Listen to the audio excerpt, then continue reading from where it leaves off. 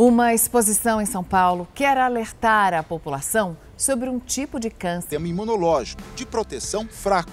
Este câncer ainda compromete a produção de sangue, afeta os rins e os ossos. Uma doença que provoca anemia. Um baque muito grande. Eu não conhecia nada sobre a doença.